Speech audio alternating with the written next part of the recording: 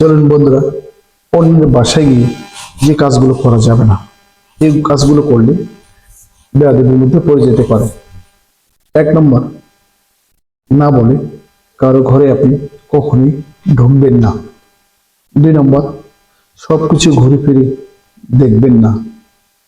3 নম্বর, জুতা পায়ে হুট করে ঘরের ভেতরে প্রবেশ করা যাবে না। 4 নম্বর, কারো ঘরে ঢুকেই তার ফ্রিজ খুলে দেখানো যাবে না বা দেখা যাবে না কি আছে বা নাই। 5 নম্বর, ড্রয়ার হাতানো যাবে না।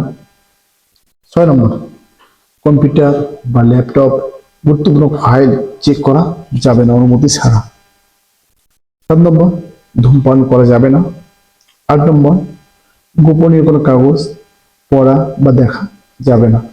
অবশ্যই কারো ঘরের ভিতরে বা কারো বাড়িতে গেলে আপনি আমি আমাদের সকলের উচিত এই নিয়মগুলো মানা।